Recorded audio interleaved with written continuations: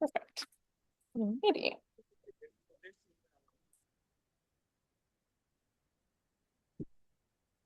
Great, welcome everyone. If you guys can hear me okay into the mic. So thank you for coming out on this Tuesday night to support Alberta Wilderness Association, and of course Don will be our speaker. But before we get started, I wanted to thank you for joining us in this place called Kansas, one that has traditionally been a meeting place, a place of shared stories and connection and learning.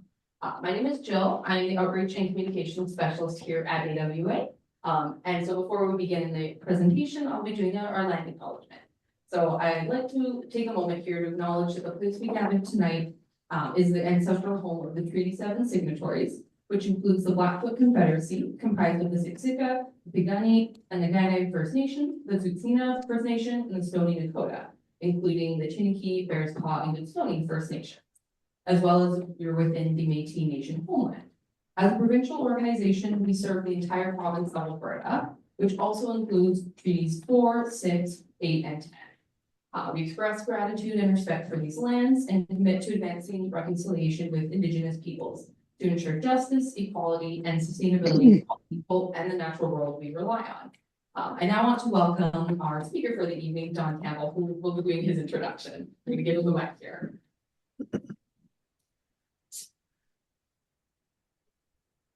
Good evening. As you know, my name is Don, and if you have any comments, please type them in on your computer, those of you who are watching on Zoom, so that we have record of what your questions might be or any comments, and I will address those at the end, okay? I'm a photographer, have been since I was in my mid-teens. When I was in grade 12, I got my first job where I was paid to be a photographer, working for a new television station that had just been on the air a month before, and they had forgotten to budget for a photographer to photograph products for local merchants, which was their main source of revenue. So they had no budget, so they went to the high school and hired a kid, and that was me. And I've been taking photographs ever since. But I have shifted over to the right from photographing products and often people to mostly wildlife. My wife and I travel a great deal, and one of our favorite destinations is Africa. We've been to Africa 13 times now, and Botswana 3 or 4 times, maybe 5. Botswana a lot. And several other countries where we get to see what's happening. Not all of it is good.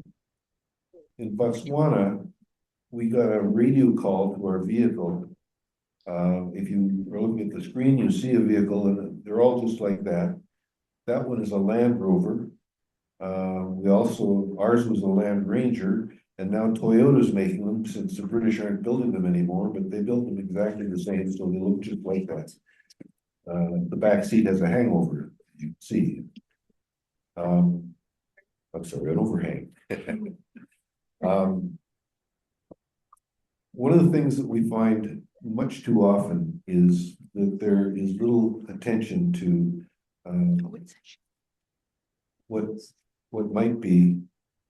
Sorry, we've lost the picture online. Keep going. It should just be a second. I think it brought you back in. Things that we found when we were in Botswana, for example, our vehicle driver got a call and went about 20 kilometers at high speed on terrible roads to get us to a large herd of wildebeests, or gnus as they're called. And when we arrived, there were 28 vehicles there. This should never happen. This is not how you maintain animal habitat. It's not how you maintain a comfortable environment for the animals. Over tourism is what we were experiencing. I like it accessible. I don't. This is Botswana, and it is amazing. Their conservation efforts include quite a number of things they put into effect just a couple of years ago, 2024. they had an act that really nails down a lot of the strategies they have to make sure that the animals are safe and have a free range to their environment is maintained, they don't have overexposure to people. And none of those on the sheet that we got printed for those who attended here include what we observed. We found that the camps were on average about 20 kilometers apart. They were very small. They were allowed 4 vehicles, only 2 for tourists and 2 for running the camp, getting supplies and doing the things they needed to do and having backup in case there was a problem with one of the other vehicles. Only 2 vehicles and only 3 passengers aboard of tourists, plus a guide and a driver. Another thing they put in place was a school, more strict than the universities here. I went to UBC to get an undergrad degree, and I went to York University in Toronto to get a graduate degree in fine arts. And in both cases, I didn't have half the discipline and the requirements that they have for the drivers and guides there. They have to spend 6 years in this school. And this is a really wonderful way to educate them and to control how they operate. In Botswana and Zambia and Namibia and Tanzania, the drivers went anywhere. If the animals were over there, they went over there. That's a bad way to operate. In Zambia, you stay on the road. We didn't ever go off the road more than a vehicle width just to get off the road to make room for other vehicles to pass. Whenever we stopped, it was on the road. Very, very little traffic. So when we found an animal and got there, we had a maximum of 2 vehicles. They were the ones from our camp. The other camp was too far away. Range from our camp was where our drivers went. The range for the other camps was where their drivers went. Never the same place.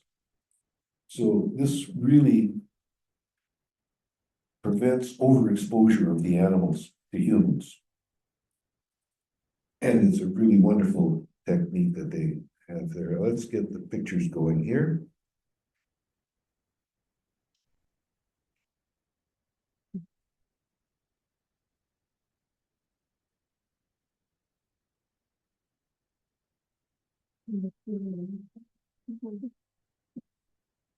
Zambia is in the central part of Africa. It doesn't have a coastline.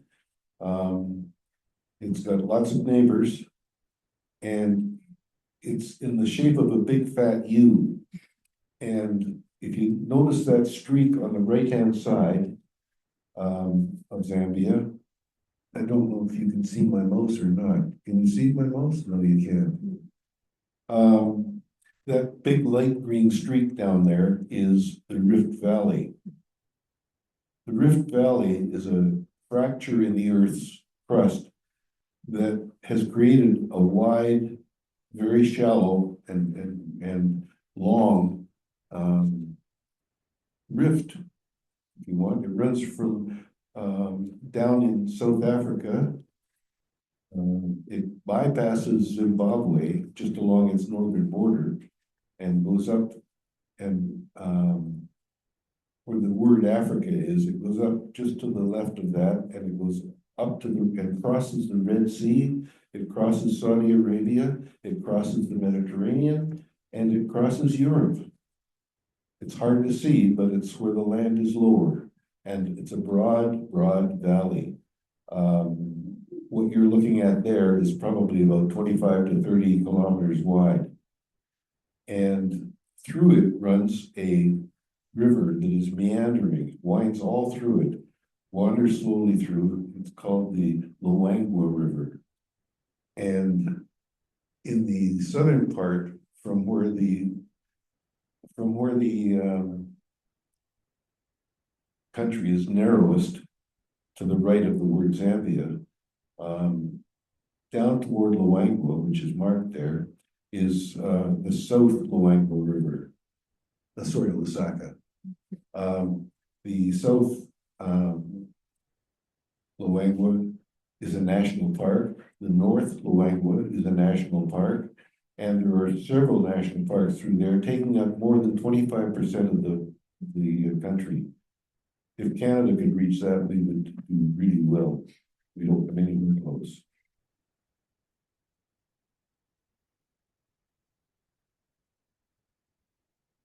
The Mafui Airport, bottom right, is where we landed.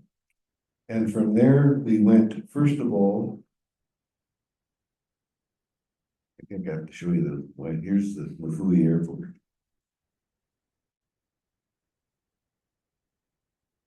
I can't believe how much fun it is to say a word that has an M and an F right together. This is the Mafui International Airport. We were welcomed there. It's over on the left. Where we went first was, oops, that wasn't supposed to happen.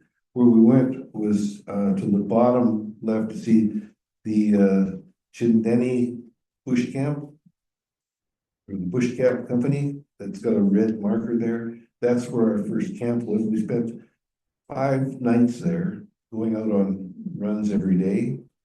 And then we went, the driver took us north up to that big loop at the top in the river, or near the top, that's still in Zambia, and are still in that province. And there's a camp, Bush Camp that's their northernmost of their camps. And then he took us at the end of the next day, he took us, instead of back to Mafui Airport, where we were supposed to be picked up by the other guys, he took us right up to the Chicunto Safaris Lodge at the very top. And that's where there's a big, long, narrow bend up the top there. That's where we were. And we spent 6 nights there. So we had 12 nights in camps, plus a couple of days of travel. And somehow that came to 16 days that we were away from home. And it was an experience of a lifetime.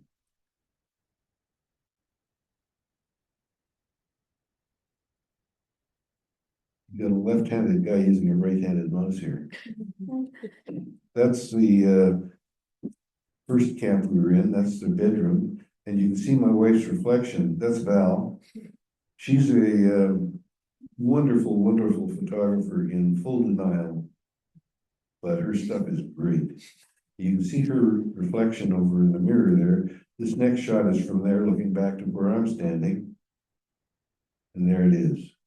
That's the bed in the foreground. This was a really beautiful room.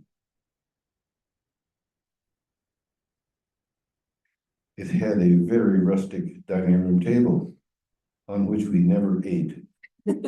We went to the camp kitchen and they served us wonderful food.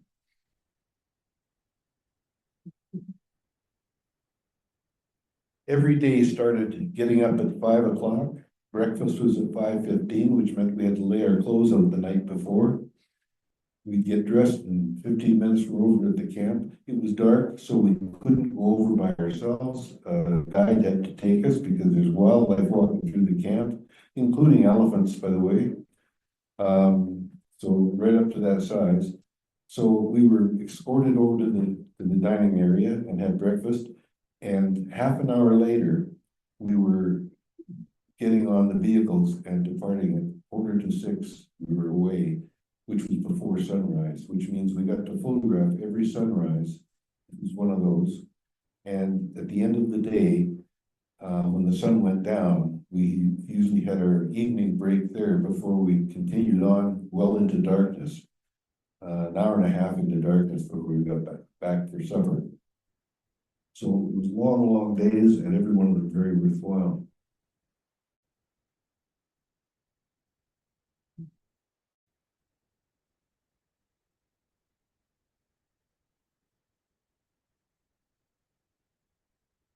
Aren't they magnificent?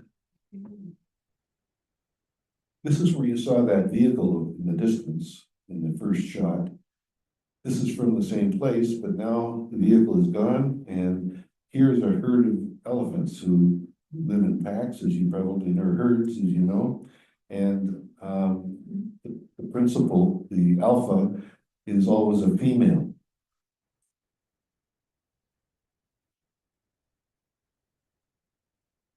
Can I have an adjustment here for me? What's happened is I'm losing half the slide with these superimpositions. No worries. There we go, thank you. There you go. There it is. Thank you.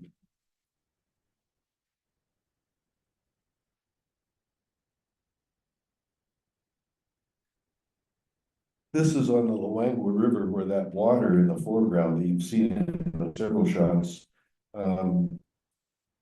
is a pond. It's not a river, any part of the river anymore. The wandering rivers, as you probably know, often leave big bends that get isolated and they're not part of the river anymore, but they have river water in them. And in Africa, in this part of Africa, they're full of hippos and crocodiles. Elephants stay back from the water. One of the real treats for a crocodile is an elephant trunk. So they're aware of that and they stay back. They're very, very cautious when they go up one at a time to get a drink.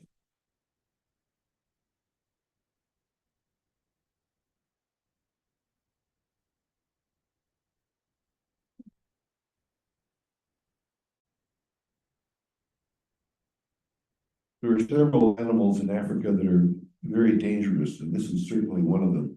This is the Cape buffalo, and without any provocation, he will decide that you're not to be on the earth anymore. They're all vegetarian, but they're also very territorial.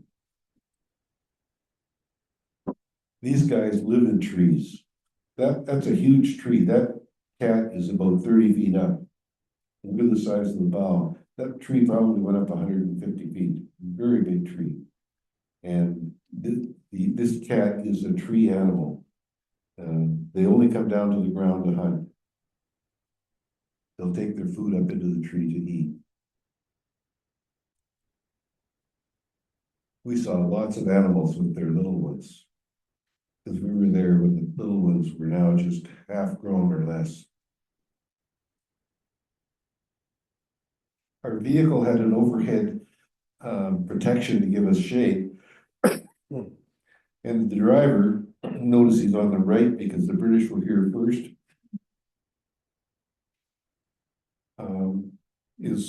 has gone through the school, as says beside him, the guide. And the guide carries for protection a rifle, which they virtually never use, but they've got it in case because they've got to protect us.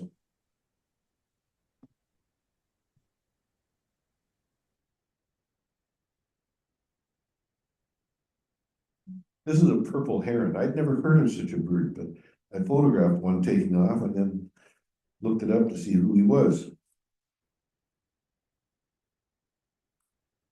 On the back of this hippo is an African jacana and a pair of oxpeckers.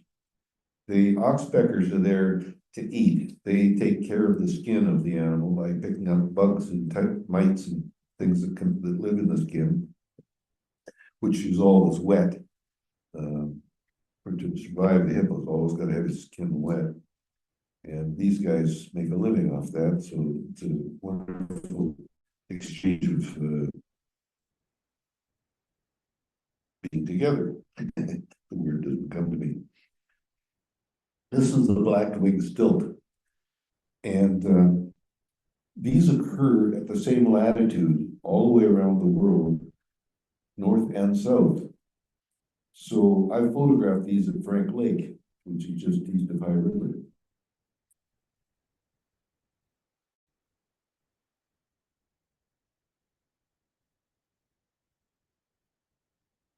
This is the southern ground hornbill.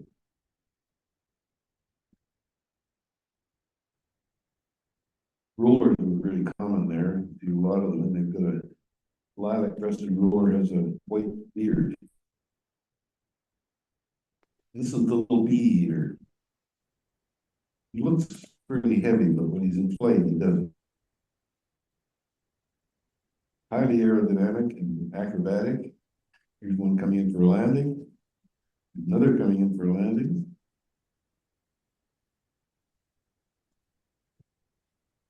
There's one with something in his beak. Here's one doing what they're named for. Not very satisfactory, this is it. Somebody said something, I don't know what. Yeah, no worries. Yeah, we did. Sorry? Just making sure they meet all the. Yep. We happen. I can't hear. No problem. No. Is there a No, problem? we're all good. Okay. Go ahead. Okay. This bird is called, it's bigger than it looks because those were close-up shots. This one went back a bit. This is a bigger bird. It's bigger than a robin and it's called a hammerkop. And the reason for it is it's got a crest in the back of the head that when it's alert stands straight back and the head looks like a hammer. And they dig insects out of the fresh mud beside a river. This is where they are. And when their crest is up, it looks like they're hammering the soil to get the bugs. Here's a tree full of 3 different large species of birds, 3 different species of large birds. Here's a arriving great egret, the departing Cape eagle,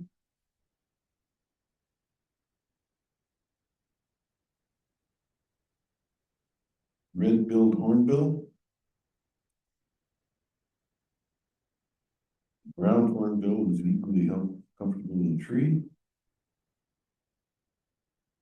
Flying away is a Egyptian goose and yellow-billed stork feeding in the foreground. There's the Egyptian goose. He's got a black ring around his eye. If I go back, you can probably see it just above his shoulder here. See that black ring. Southern carmine bee eaters, named for the color of their chest. And this is camouflage. See the bird in the middle? I'll zoom in and there it is. Zoom back. There it is.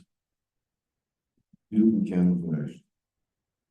This is a Goliath heron. He's the largest of the herons. He's about 6 inches taller than the next one in line. This is oops. This is a lizard buzzard, but that's not a lizard he's got, it's a snake. This is a gray heron pretending to be a flamingo. There's a yellow-billed stork. His nose is not a flamingo.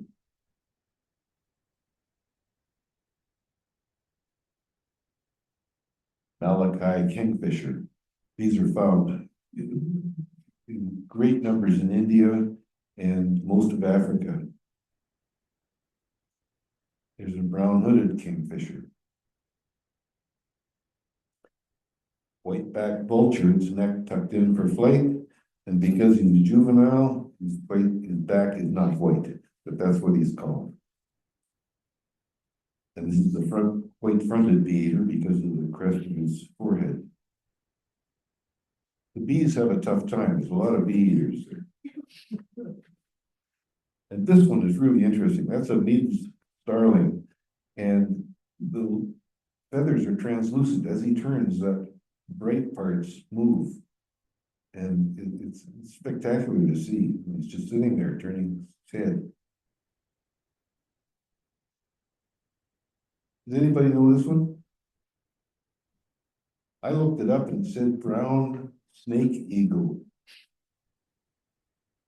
The second shot of him, if you want to see him looking straight on with his fluff out, there he is.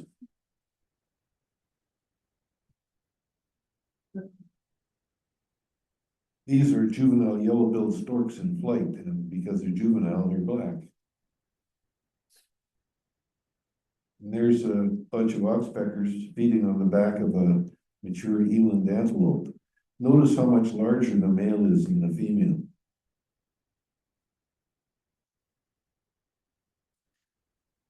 These guys don't butt heads, they just use their horns to wrestle. It's a very safe way to travel.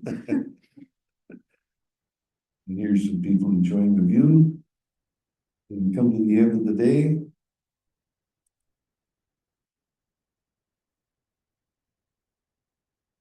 Oops, two ones there.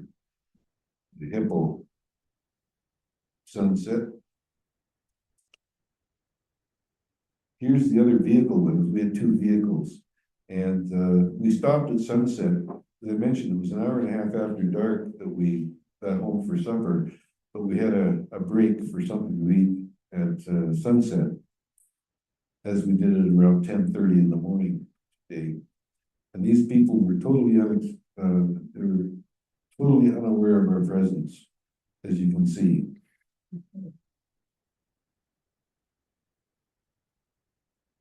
So when it gets dark, the driver uses the spotlight to pick up the eyes of animals and then goes over and see if we can get a photograph of them. There's a spotted hyena. There's a leopard. Another leopard. I mentioned the conservation things they're doing to keep the populations up. It's worked so well that Zambia has the highest population of leopards in the world. 4.4 per 10 square kilometers. That's a real high density. So we were seeing them several times a day. And as you can see at night as well.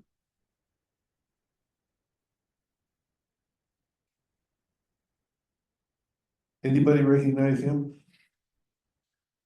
I photographed him and got Cornell University's, what is it called? Embark, yeah, to look at him, and they had no idea what it was. So they ask you to, if you don't get an identification, they want you to tell them that, and they say thank you. So they'll keep your picture and look it up, find it. When hippos come out of the water, they leave great footprints. They're 10 inches across and 8 inches deep. And that's really rough ground, but that leopard is so used to it, it just relaxes into it. Look at the length of the tongue. My dog thinks he's got a tongue that long, but he hasn't.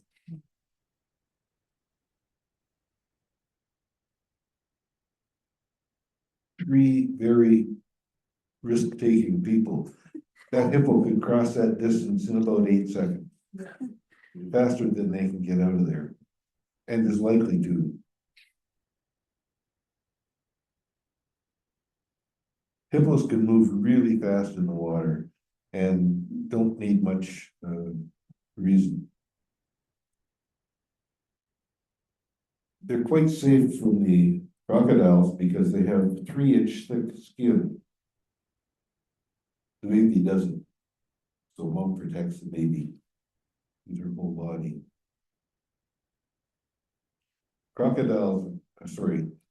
Hippos are really attentive moms.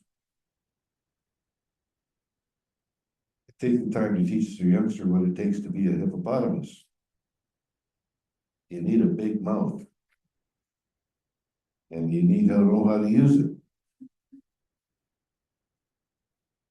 And everybody wants in on the action.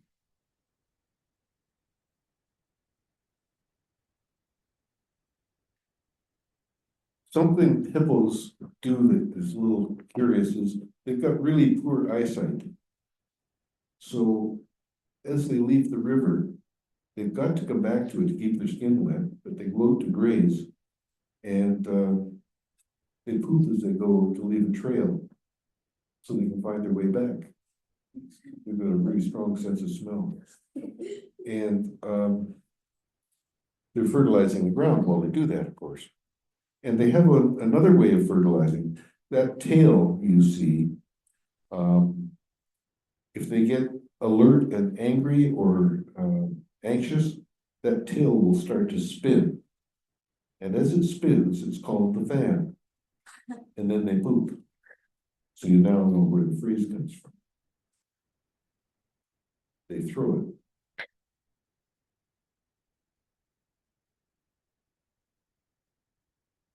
This is a many decades, perhaps centuries old hippopath. they have such impact on the soil that they end up making paths, and this is one of them. We found this anywhere near rivers, or this feature. That's what they're about. They're made by, as you can see, there's been erosion on the sides by nature, but the nature of the hippo walking made the path in the first place. Are those baboons in the background? Yes. Yep.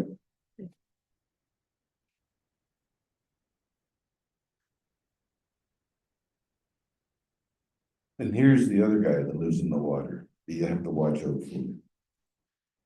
When his mouth is closed, he's probably awake. On the other hand, when his mouth is open, he's probably asleep. What he's doing is he's cooling his body with that membrane in his throat. Fast asleep. This is a monitor lizard, and he's got an injury on his back. It looks fairly fresh.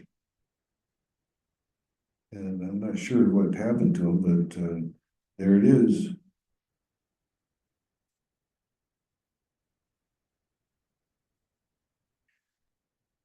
The locals call this animal the wild dog. The National Geographic took DNA samples of them and found they're much more closely aligned with the wolf. And so they call it the African painted wolf. Notice he's collared. We found that a lot of animals were collared, including lions and leopards. And they use ear tags or something like it on the elephants and larger and the hippos. They want to monitor what they're doing, where they are, what they're eating, when they eat, when they sleep, where they sleep. They keep track of them so that they can help conserve them, make sure that they're going to be healthy and have a good habitat, and that things work the way that they need them to be so that they can thrive. It's part of the program they don't talk about, but it's what we saw in effect.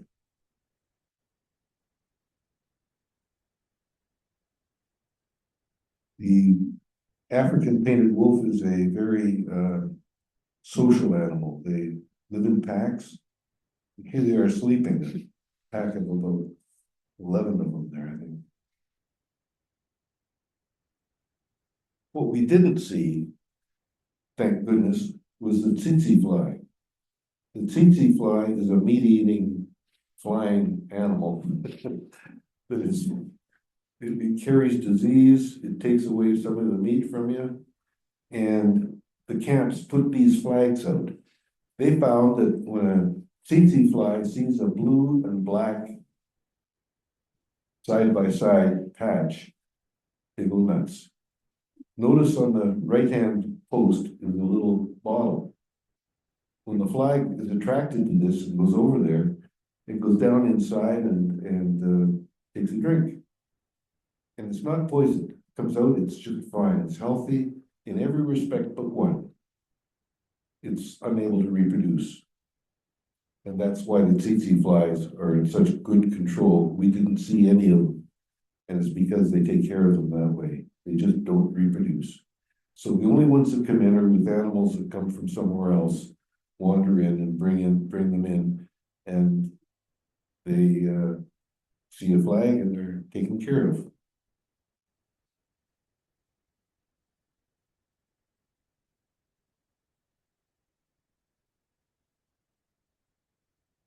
We saw leopards everywhere, sometimes coming, sometimes going. Here's that lovely word again. This is the Mafui Lodge.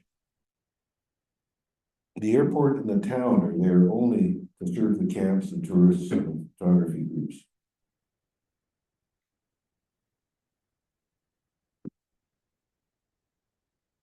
This is a lodge that's on the water, and this is one of these lagoons.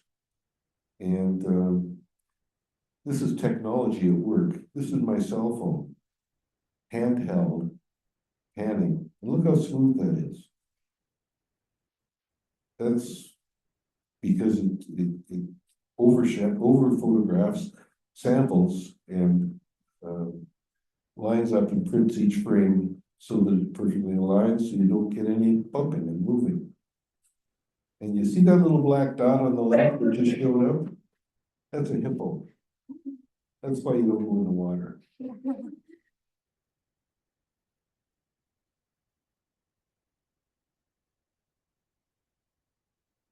The elephants live in herds, as I mentioned. The alpha girl takes care of everything, and she makes sure that the boys, if they misbehave, are invited to leave. And they do. The invitation is not negotiable.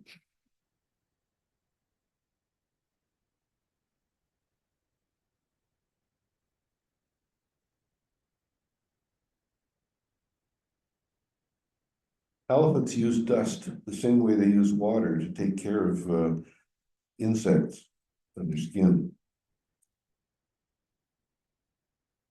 And it seems to work.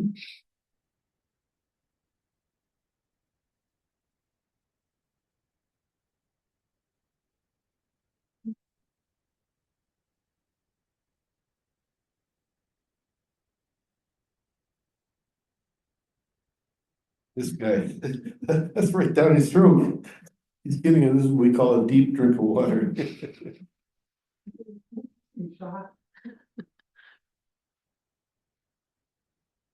And this guy has just pulled a plant up by the roots in the water, and he's washing it so that the roots are clean when he eats it. Hygiene's a big thing for elephants.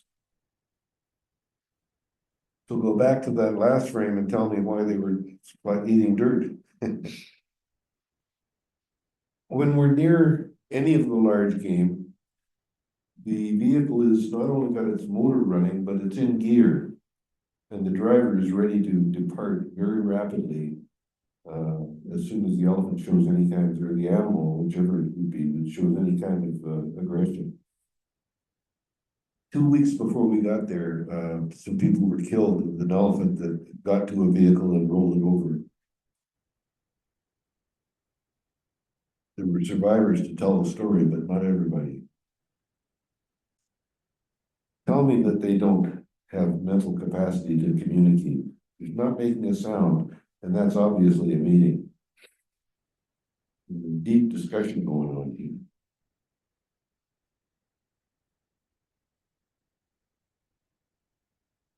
And this is one of the rogue elephants. He's on his own. He got too much testosterone working for him and got an invitation to leave, and he couldn't refuse. He had no choice. And they call them rogue elephants. They're all male and they're all lonely.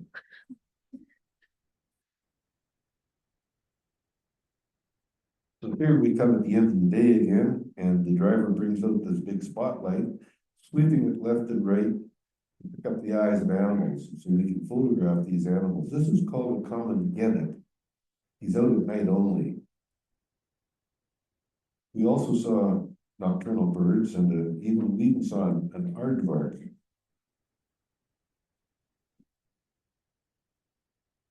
Tell me this guy isn't related to the raccoon. He's got a mask, he's got spots, he's got a ringed tail. Then he picked up an owl.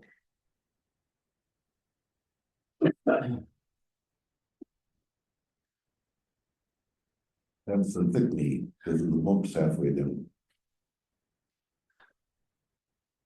And this little bird is called the fiery-necked nightjar, and it's only out at night. It's never found in the daytime at all. Completely nocturnal. Little guy, smaller than about the size of a wren. And a little hair. Hoping we won't notice.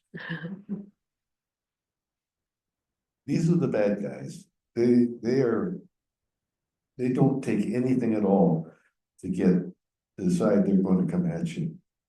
So the drivers are always super cautious, but he gets us close enough to get some images with the vehicle pointing away. The Cape buffalo.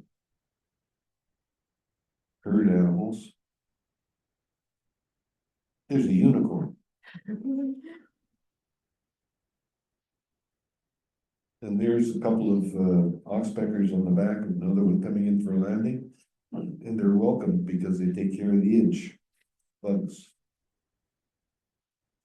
We came to this intersection and there wasn't an overpass, so we had to stop and wait. African roads. Another unicorn.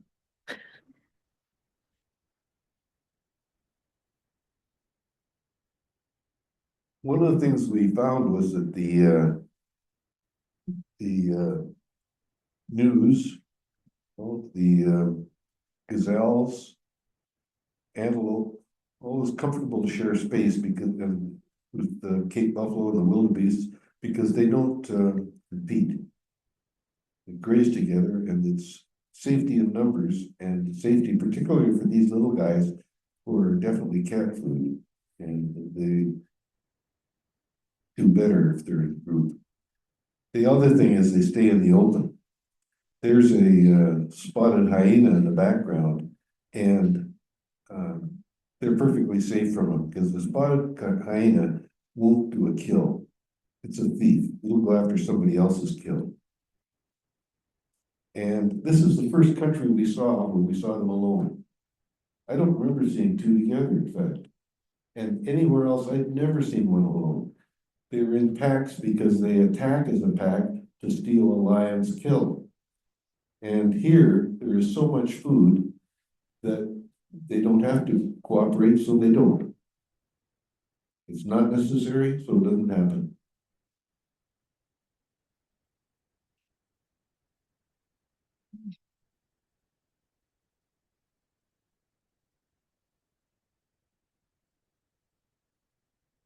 As the primary food for big cats, they're constantly alert if anything that's usual, such as a photography vehicle.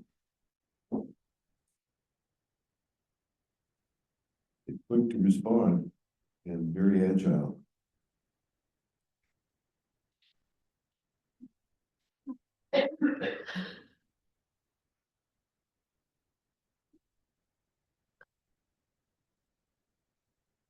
This is a warthog.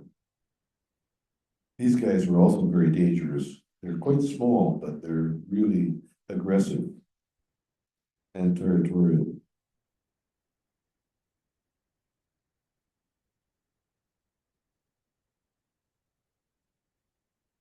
On the open plains without cover, the leopard will use the depressions in the ground to keep hidden. And if there's no depression, they just lie down and stay perfectly still because they're only spotted by movement. Animals looking for threats look for movement. And if there's none, they don't perceive threat.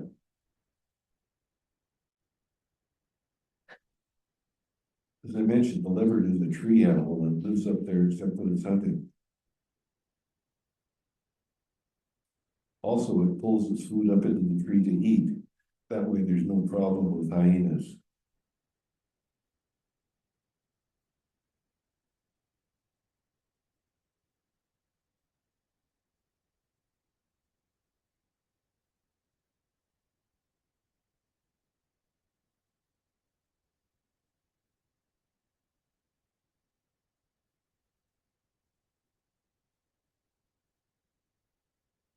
Isn't she sweet? This is called the sausage tree because of the shape of the fruit. It is a very, very thick, it's just a little thin thing like a pencil inside. It's a soft meat inside. And elephants will go in and get it because apparently it tastes pretty good, but most animals can't even get at it. The one thing you have to watch when you're in the jungle is to stay away from under these things because when they fall, they can kill you. They probably weigh 2 or 3 kilos and very, very hard.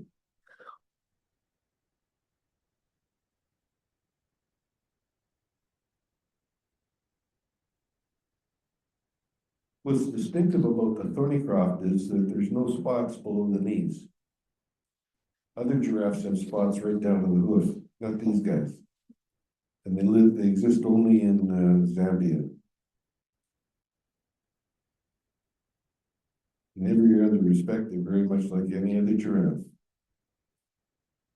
They live on their main food is the acacia tree, the leaves.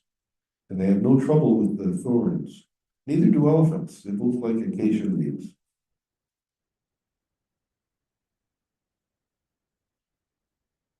I first discovered this cud chewing with these guys when we came across them. They were down on the ground, as a cow will do when it's chewing its cud. You get down and I guess they're less attracted by or they're less noticeable to other animals, but it's really awkward getting up. But they have to regurgitate their food to chew it. And that's what's going on here.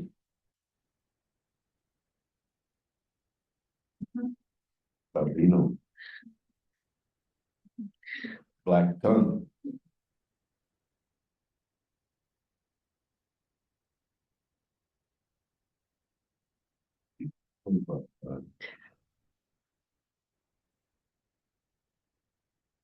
The first camp we stayed at had a huge crew. Remember, there were only 6 photographers staying in the 2 tents at the camp, or four tents at the camp. 2 couples and 2 singles.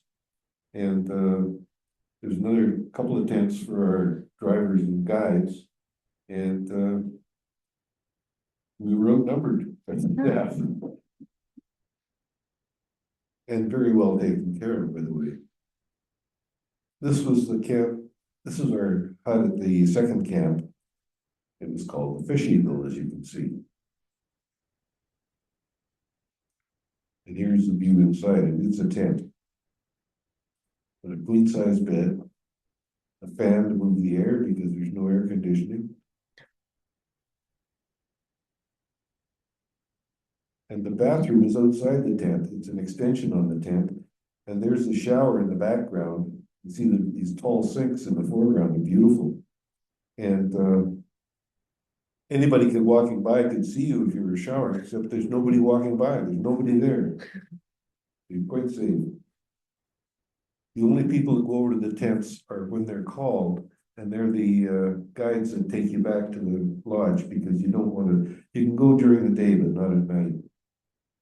This is the lodge, and here we are having some of our group having a nice lunch. And Val got herself a foot massage. And she was quite happy about that.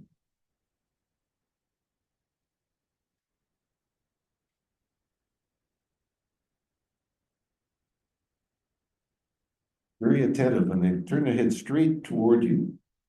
And that's part of a survival technique. I'll show it to you later on with the zebras. Here they are.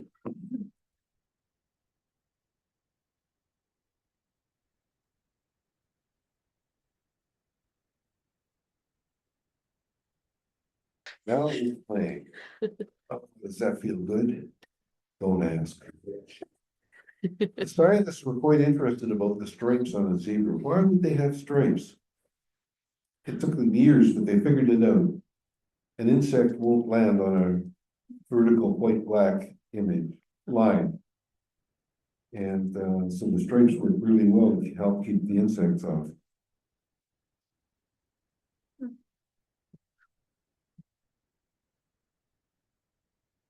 Notice that they're out in the open.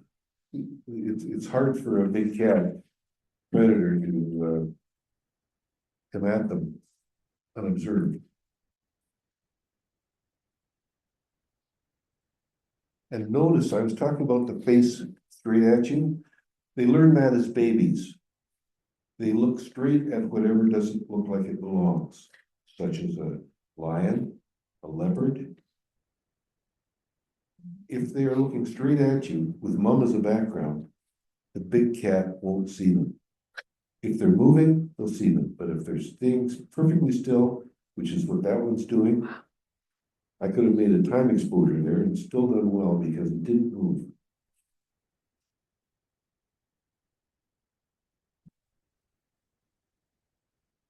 In profile, they're lot easier to see.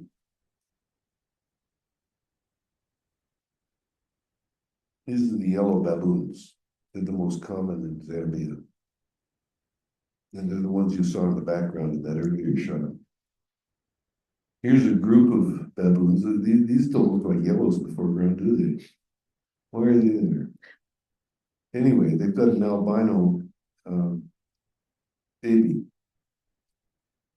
Apparently that's very rare. We got to see and photograph this one. Spiders are so big in this area. That net had caught a bird. That's cobweb was built to catch birds, and that bird has been consumed, so there's only bones and a couple of feathers left. So the spider's gone off to pull another one somewhere else.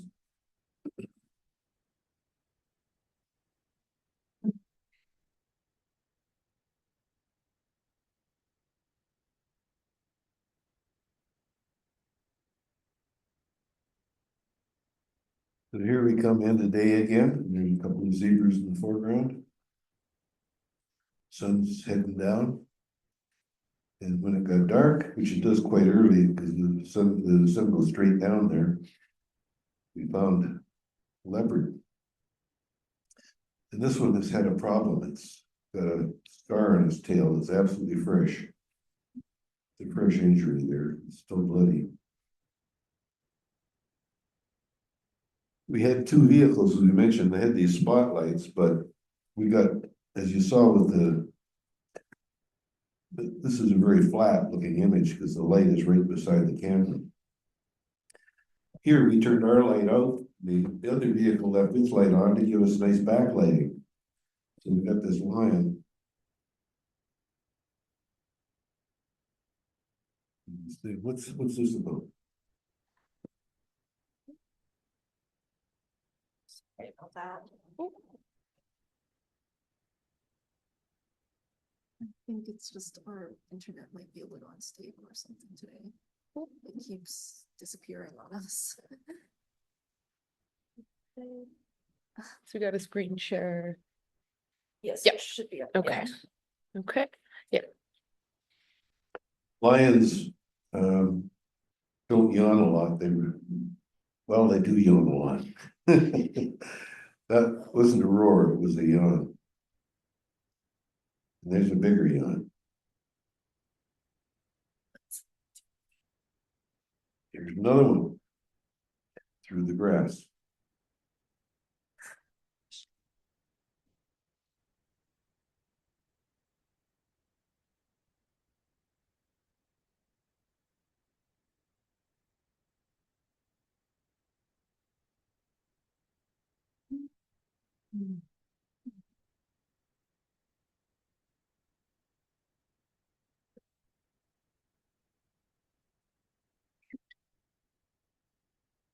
Sorry, Don, it just keeps kicking you out of the Zoom. Sorry about that. I don't need to be in the Zoom. You're with the presentations on that account there. This one? Yeah, yeah. It just keeps kicking you out. I think it is just our internet down here. Yeah, Sorry about that. just gonna steal the computer from us. Did you pay your bill? Hopefully. Sorry, I don't know why it keeps. Let's see. Okay. And then here we go. For now. Oh, right. Now the mother is saying to this little guy, "You grow up to be big like me, and you'll have nice yellow teeth like I do."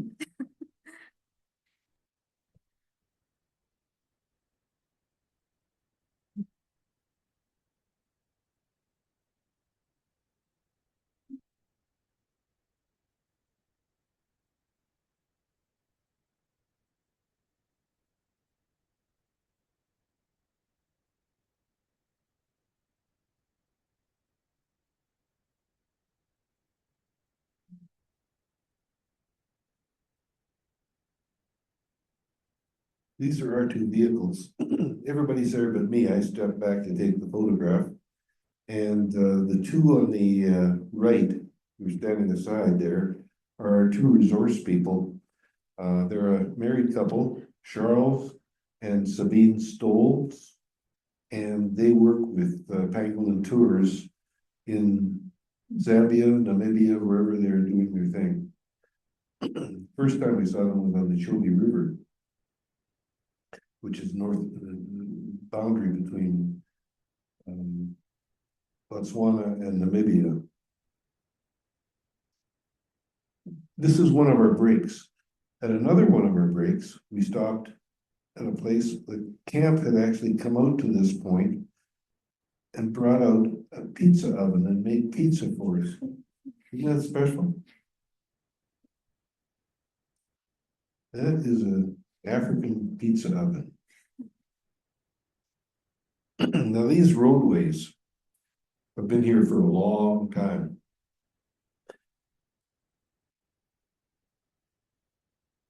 As we're wandering this one of the last things that we expected to find way out here was a roadside diner, but it's what we came across. Can you imagine a roadside diner out here? And here it is. A pack of animals is brought down a Cape Buffalo. And this lion pack it's called a super pack because a super pack is 8 or more. This one has 15 lions. They're not all there because some have torn off pieces and are taking them off to chew somewhere else, under a tree somewhere nearby, within sight. There were 2 males, 4 cubs, and 9 females.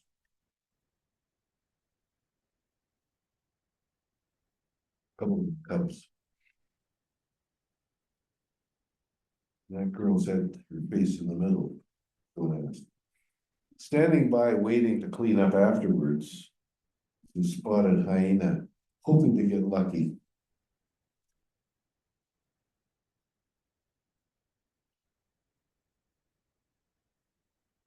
The girls ate too much. And there's the result. Look at the tummy of her. You can hardly move. The vultures are ready to come in and take their part. Here they are, while there's still a couple of cubs working on the carcass.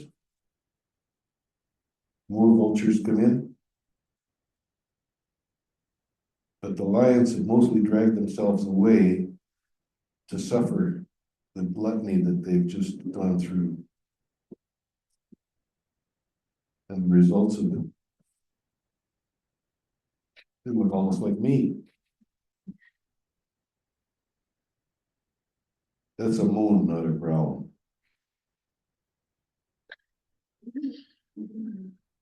It's called overindulgence.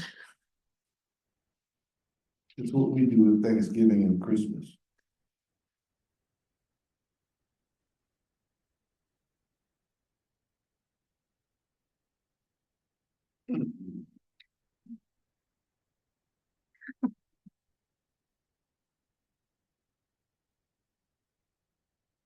Meanwhile, life goes on.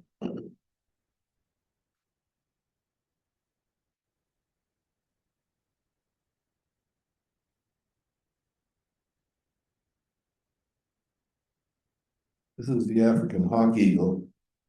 They prey on small mammals like hare and also on birds, smaller birds. So there's our vehicle. I'm in our vehicle. This is the other one. They're really not sure what's going on here, but there's an impala up a tree. And there's the girl who put her there. She did her kill, and then she put it up there. She ate some, but not much. And then she went off to wait till a more civilized hour to eat, which is after sunset. This was noon. So not wanting to impact on her process, we moved away from her. Found another girl.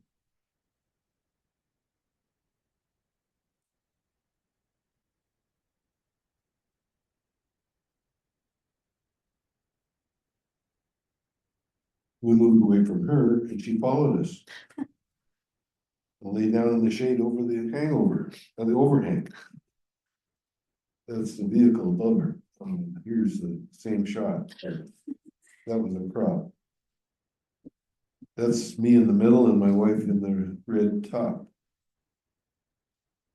And the, I think Chinese passenger who was with us, there were three of us, all photographers.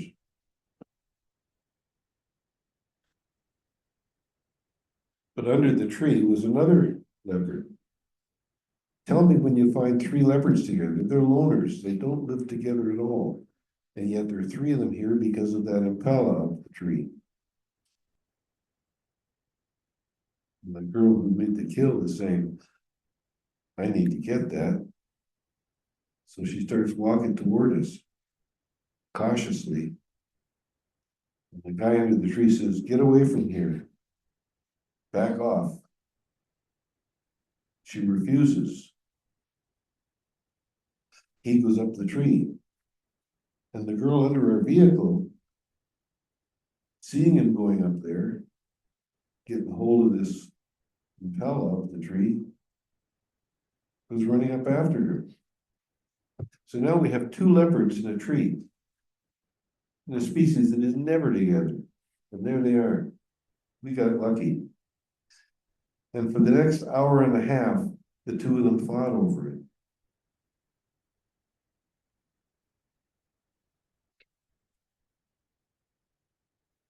That's a paraphrase.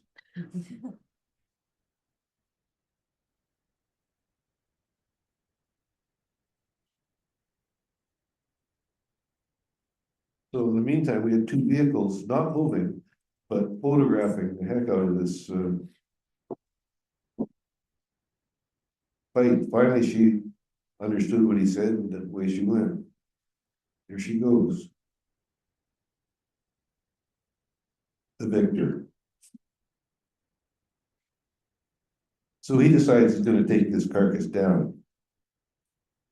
So far, so good. But then it went sideways. What we saw was that tall grass, and in there we know there is an impala and a leopard, a male leopard. So we drove over, and here he is. He's got up from under it. He's telling us not to come near. And the girl, in the meantime, aren't they magnificent? I can't believe this. She's standing back, and she watches him start to drag it away.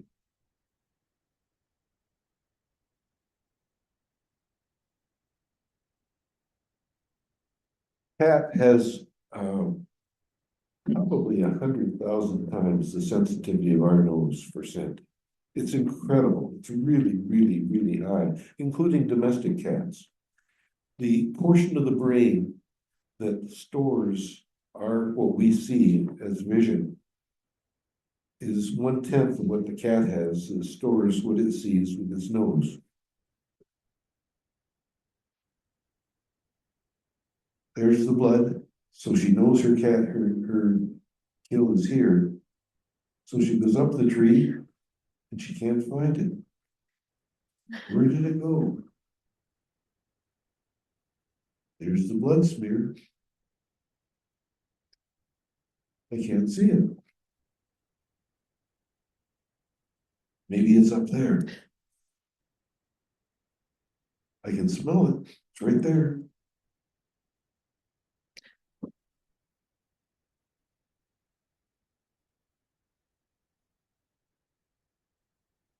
What became of her kill?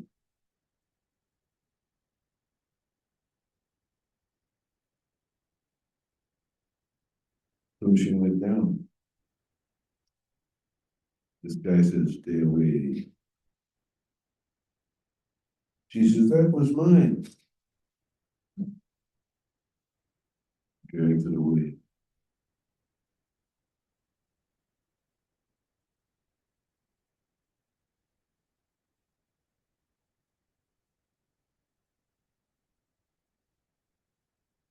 There he's gone. She gives up. Another day in Zambia.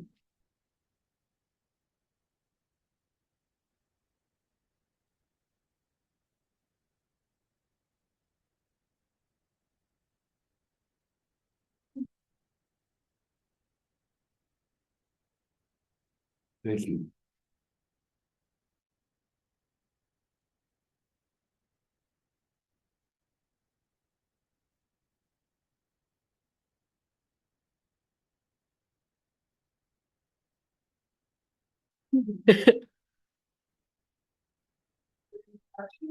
I'm just messaging the chat here.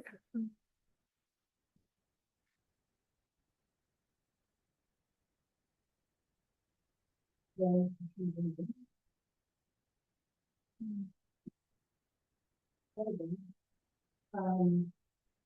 what was, I mean, there were some pretty magnificent shots there. Thank you. Any once in a lifetime shots that you, I mean, other than that fight, that was pretty spectacular, seeing two riders in the tree. Yeah, the ones I spoke up about how beautiful and magnificent those animals are because of what I captured. I captured what I thought was the essence of the beauty of the beast. Yeah, just spectacular.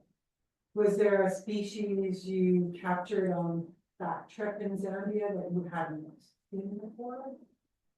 No. We've been to Africa often. Yeah. Seen 13 trips. You heard more about the animals there? We were in Zimbabwe, yeah. Yeah, what we found out was that the school trains these guys to share what they know, and they do. Like, we learned a lot from these people. We didn't see new animals, but we learned a lot that we didn't know about the animals. For example, the scent capability of a cat. Yeah. And the crocodile. And we watched those people that were, you know, across the way, and then they remember, and then we'll go after them. Very smart. Well, we've been around for millennia. They must be pretty successful. Are there any birders here? We usually have a really strong birder in the office, but he's away tonight. Oh dear. Yeah. Well, the fellow beside you put his hand up. Yeah. I kept all the birds, or most of the birds, to the front end of the presentation. But we learned a lot about the birds, their habits, their songs, where they ate, where they slept, where they hunted, how they hunted, from the guides, and they were all different. And the guide knew them all and knew all about them, and including their songs, their chirps, everything about them. Yeah, it was amazing. You didn't photograph many, or you didn't share photographs of insects. Other than the rocky, the spider. Did you see many insects or photograph many? Insects? No. I do, but we didn't see many insects there at all. No. We didn't see any mosquitoes. Yeah. We went fully prepared for mosquitoes, tsetse flies, everything. None. Weren't there. Absent. Notable by their absence, yep. Did you take any photos of like different flowers in Florida? That you guys saw? I couldn't hear you. Did you take any like other than what is it, the weird tree with the big fruits? Yeah, the tree with the big fruits. Yeah, Did you take pictures of other flowers as well, or other fruits? I'm mainly a wildlife photographer, and that had my attention because there was so much to photograph there of wildlife and the birds. I'm not a birder, but I've got. Are you sitting down?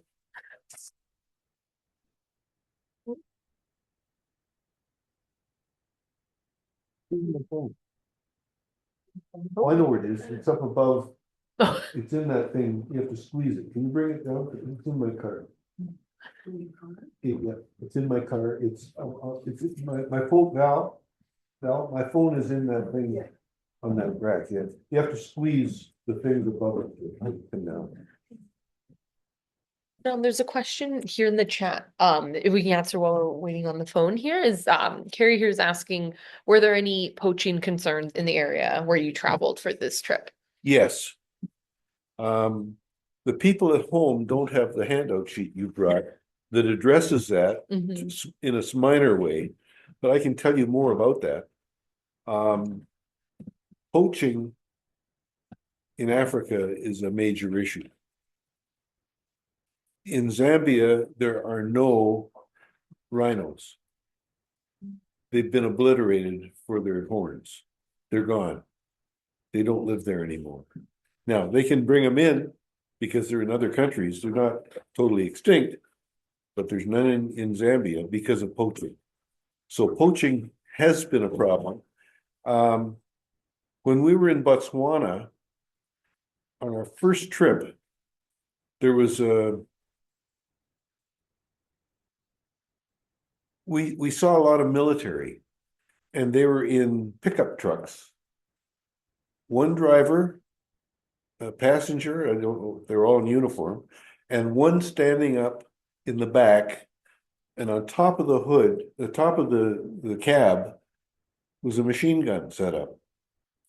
And the trial for anybody that appeared to be poaching lasted between the time the firing pin hit the back of the bullet and the bullet reached your brain. They shot you first and asked questions later. They were killing anybody they thought might be a poacher. That's how severe it was that the military was doing that. Now, Botswana has a big problem with its military and with its government. It's worse now than it was when we were there, and it's a place we won't go back to right away until they clean that up. But yeah, they were shooting people. What Namibia is just across the river. The Chobe River is the border between the two. And we were living on a riverboat that was on the Chobe River and was registered in Namibia. So we had to go into Namibia and then come over and clear customs every day before we could down the river in the boat. And people living in Namibia had pretty much cleaned out the gazelles. They were gone. Non-existent, or very few. So they would go across the river in the middle of the night, kill one or two, haul them back home, and they'd eat for a week. The family would eat. And they would meet a firing squad, but not formally, just somebody'd shoot them as a sniper. They had to deal with gunshot wounds. There were sensors in the water to sense movement that wasn't natural, such as somebody swimming. And so they'd fire at that in case they hit somebody. So it was a major, major problem. It is well patrolled in Zambia now, and the damage has been done in terms of the rhinos because there's none. It's still going on, and the people have to eat. So I mean, they like the wildlife are depending on that. Now, another thing we went into, I can't remember, I think it was Tanzania. No, it was in India. We went to India to a tiger reserve, the Rambathon. It's the biggest tiger reserve. It's just out of south and slightly east of Delhi. A big, big tiger reserve, and the gateway to it is through a fortress, an old fortress from the 500 years ago. And the road goes through an arch and you're into the game reserve. It's where I shot, no, that one. Anyway,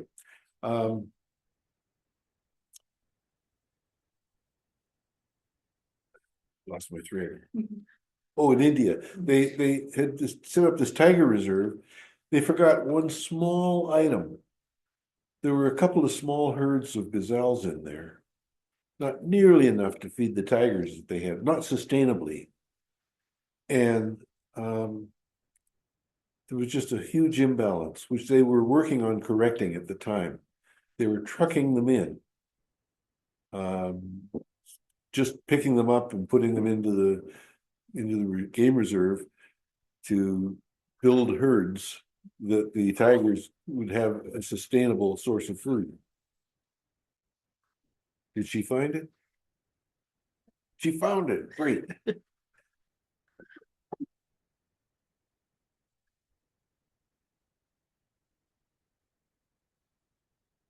Is the Zoom thing still going? Oh, okay, so I should keep going. Thanks, Val.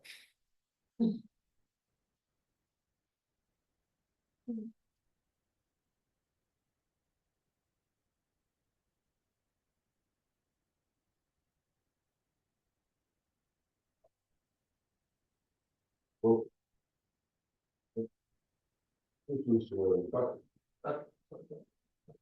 the Cotton Toyota, the big pole, the platform on top. Yeah. Every year the Ospreys go nesting.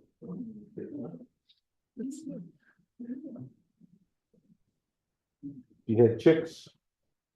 Sorry? Well, dark. Yeah. That's it, so there it is. Yeah.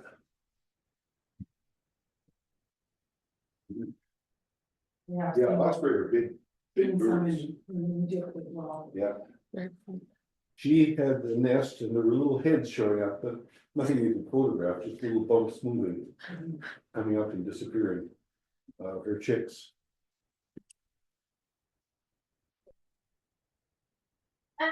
Do you find any like parallels between Alberta, like any conservation Yeah, things that you think could be like easily applied to Alberta or kind of relevant to? Alberta could learn a lot from Zambia. Alberta could learn a lot. Todd Lowen could learn a lot. We won't mention that word. I was thinking I would maybe sponsor him to a trip. Where you take with you a camera, not a gun, so that when you shoot an animal, somebody else can too. He doesn't understand that. No. Anyway, I had another comment I was going to make, and that was, oh, I really just covered it in that. We're out there to see these animals, to photograph them, and to support the conservation program. Everywhere we go, we see how things are being handled, and I've never seen them anywhere nearly as well handled as Namibia, or Zambia, sorry, Zambia. Yeah, Namibia was, forget it. They forgot it. Yeah. One thing that we found, like we were in Kenya and there'd be an animal and then all of a sudden there's like 30 Vehicles, yeah. We were, like, it was just, maybe another truck, so that really did make a difference. Well, if there's no other questions. Is that it? Yeah. Okay. Yeah, This there's person. no other questions, and I just want to really thank you, Dawn. It's not something we often do at AWA is look at other areas, but I always feel that it's important for us to recognize that how conservation is done in other areas can provide insight into how we do our work. And so I'm always really appreciative of that. And I myself have traveled to Africa many, many times as well. And I've seen the differences in different areas of Africa as well. So I can know clearly, I've never been to Zambia, but I clearly know, like, depending where you are in Africa, just like you are in Canada, depending where you are in Canada, how wildlife is treated is very different. So thank you very much for sharing your spectacular photography with us. Thank you. I think it was very engaging, not just for me, but I hope for everybody else, but I thought it was pretty incredible. Those two leopards for sure, that's really special. Absolutely special. Yeah. And you know, the two people that were with us, both of them really professional photographers. I made my images available to National Geographic, and they were really happy to have them. Yeah, The other two had not done that. yeah. I don't understand. I'm sure they had better pictures than I did. Mm. They're really, Those are pretty good pictures. but they worked out all right, yeah. So yes, thank you very much. I just want to remind everybody that, AWA does these talk nights, periodically, primarily fall through spring, when we're not doing our hiking season in the summer. And so we have events, probably at least a couple per month. And we do have an adventure program coming up. We have a Pullman hike and a nature state coming up. And we have I have to look. But I have memorized. I'm getting old. Oh, yes. So Kevin Van Tighem is going to be doing a talk about his latest book called Under Story. And Neil Cattle is a local artist. He was involved in our What's Your 60 challenge. And he painted 60 paintings as part of this challenge for 2025. And so the paintings will be here on exhibit on the same night that Neil or that Kevin will be giving his talk. So that's great. And we also have coming up in March trivia night at the Brewing. If you're interested in trivia night, feel free to come and join us. Yeah, I just very appreciative of everyone who can come out in person and everyone online.